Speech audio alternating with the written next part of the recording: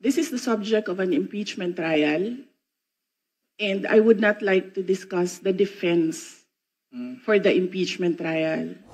Madam Chair, I thought we're going to accord institutional courtesy to the office of the Vice President. Bakit po natin binabanatan? Bakit natin tatanungin? It's already settled that we'll just giving Mr. two Chair, questions from the minority. Okay? Mr. Chair, hindi po... 5 minutes each. Wala pong binabanatan dito. Does I not take preclude exception the other members Sandali lang from nga making a ako, manifestation. Congressman Tenyo, sandali I lang. take exception to the use of the term binabanatan. Nagtatanong lang po tayo rito at lihitimo naman po ang mga tanong. Madam Chair. So maybe I ask the congressman. Mr. Chair, may we withdraw request the for a comment. suspension of Session the... suspend. Your Excellency, if you would like to respond po. Yes, I waive the privilege, sir. Yes. We now recognize Minority Leader Congressman Antonio Tenyo. Maraming salamat, Mr. Chair. Magandang umaga po sa Office of the Vice President at sa Vice President. Well, unang tanong po ay kaugnay sa presentation na binigay ng Vice President. Napansin ko po roon na sa budget na 903.4 million for 2025. Bagaman hindi pa po tapos ang taon, ang obligation rate po ay 34.3% lamang at ang disbursement rate ay 66.8%. So nasa kalagitnaan po tayo ng taon, pero mukhang mababa po yung obligation rate. Ano po ang paliwanag dito?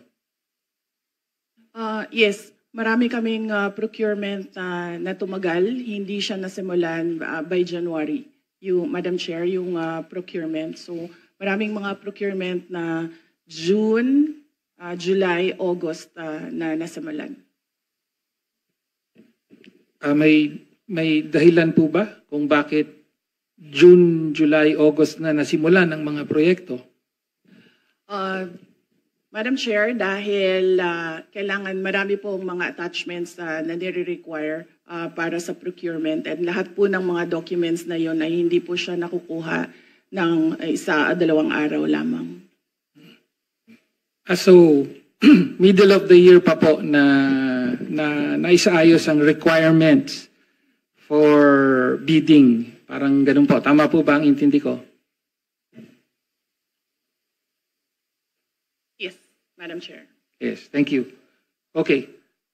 Ngayon, mabalik po tayo sa last August 8, 2024, nag-issue po ng Notice of Disallowance ang COA, Commission on Audit, sa 73.28 million na halaga ng confidential funds for 105 activities supposedly held by the Office of the Vice President from December 13 to December 31. Sabi ng COA ay wala raw accomplishment reports na naipakita or sinubmit ang Office of the Vice President para dito. At inaatas na o inuutos na ibalik ang pera ng Vice President ni Gina Acosta bilang Special Disbursing Officer at ni Julieta Villa del Rey bilang Chief Accountant. Mag-iisang taon na po, ayon sa COA rules ay may 6 months po para mag-appeal. Ano na po ang status ng Notice of Disallowance na ito? Madam Chair, I suggest that the Congressman ask this during the hearing of the Commission on Audit.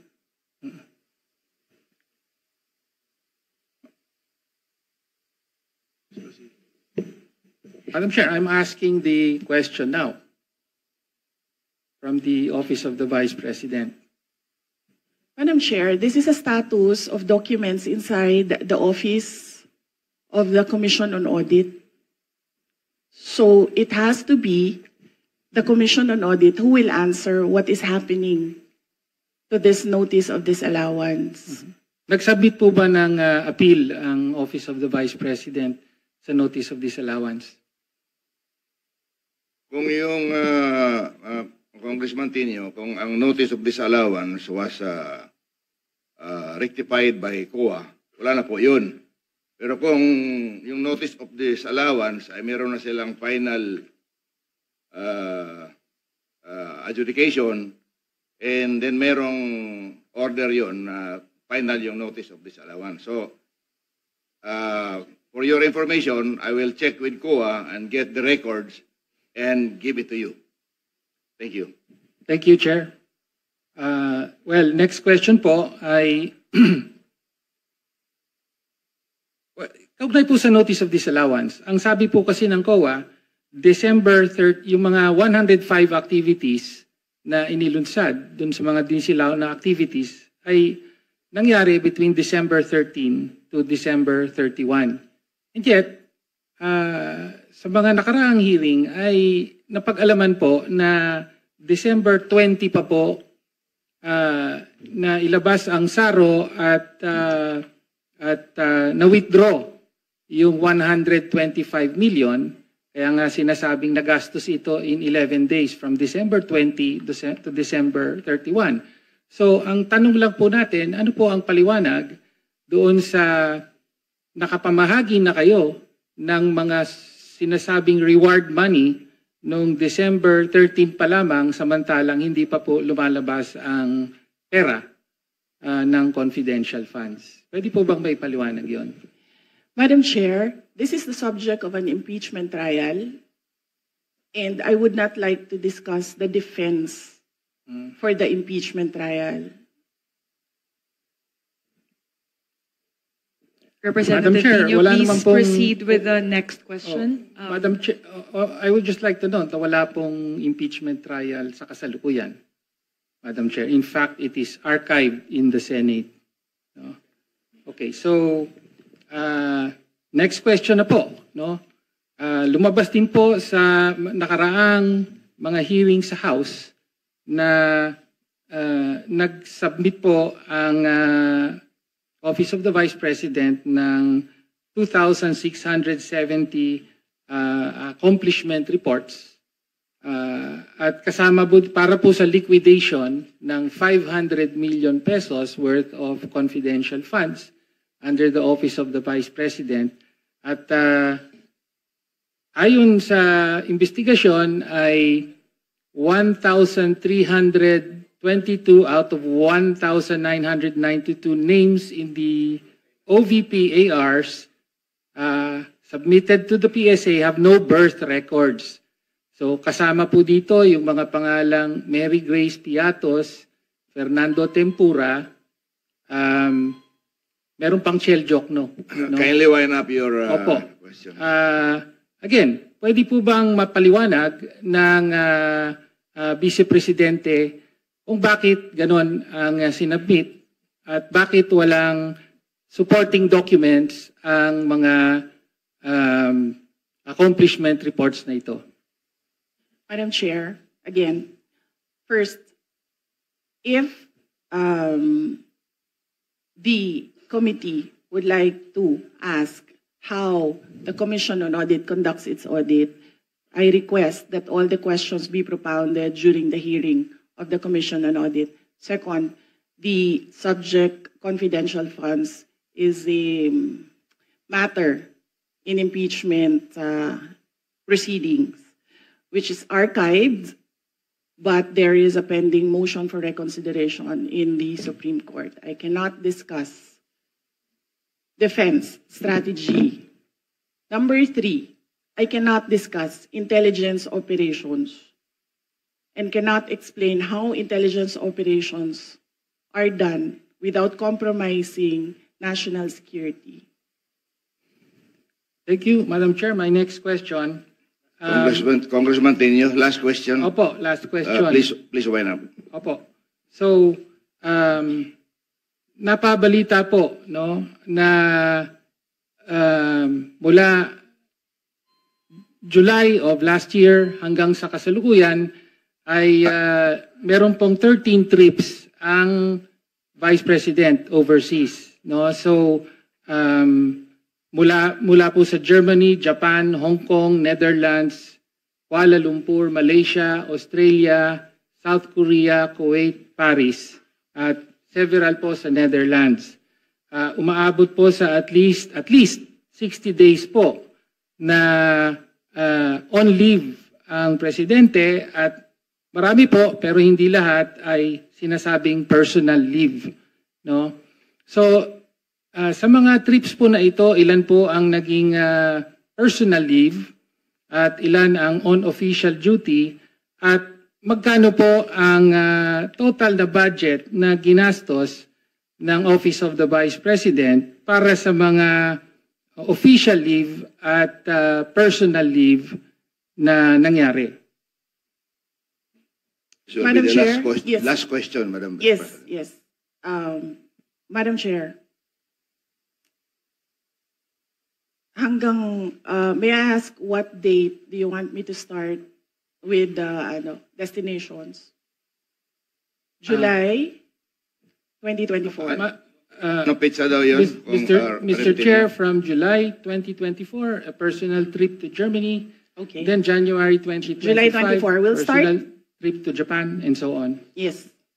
We'll start with July 2024.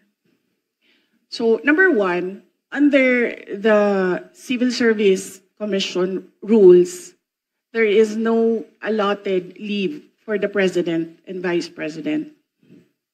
We cannot both file a leave. So the only thing that I need when I travel overseas is a travel authority from the Office of the President. All my travels were issued travel authority by the Office of the Vice President. And this implies that all these trips were approved by the Office of the Vice President. So, from July 2024, I went to Germany. In December 2024, I went to Denmark. In January 2025, I went to Japan. In the third and fourth week of January, I went back to Japan. In February of third week and last week of February, I went back to Japan. On March, I went to Hong Kong. On March, I went to the Netherlands. On May, I went to Qatar and the Netherlands. On June, I went to Vietnam, Cambodia, and Malaysia. On June, I went to Australia.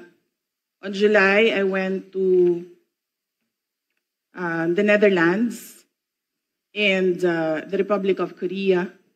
And very recently, from August to September, I went to Kuwait, the Netherlands, France, and Belgium. And number three, no public funds were used for all my travels. I did not charge representation. I did not charge tickets. I did not charge per dime for all my travels in the Office of the Vice President. So if you can see in the breakdown of the budget of travel for Office of the Vice President, you can see that there was a zero amount for the Vice President. Thank you, ma'am. Madam Chair, Parliamentary Chair, inquiry. Next Chair, on- just to follow up on the question. So, una po, salamat po sa Vice I'm President sorry, for Congressman detailing. Tenyo, that was your last question. I'm sorry. Follow up na lang po yung I'm personal sorry. po ba I'm ang sorry. lahat In the at interest of time, we have to proceed. magkano po ang ginastos ng opisina at staff? Kasi totoo po, wala daw ginastos ang Vice I'm Presidente. Magkano Parliamentary ang ginastos? inquiry. I'm ng sorry. staff? I'm sorry. Thank you, Madam Chair. Parliamentary Yes. inquiry. Madam Chair, I thought we're going to accord institutional courtesy to the Office of the Vice President. Bakit po natin binabanatan? Bakit natin tatanungin? It's already settled that we're just giving Mr. two Chair, questions from the minority. Okay? Mr. Chair, hindi po, 5 minutes each. Wala pong Opo. binabanatan But dito. does I not take preclude exception the other to members Sandali lang from na making a ako, manifestation. Congressman Daniel, sandali I lang. take exception to the use of the term binabanatan. Nagtatanong lang po tayo rito at lihitimo naman po ang mga tanong. Madam Chair. So maybe I ask the congressman Mr. Chair, may we to withdraw request the for a comment. suspension of Session the... suspended. I Hearing second suspended. motion.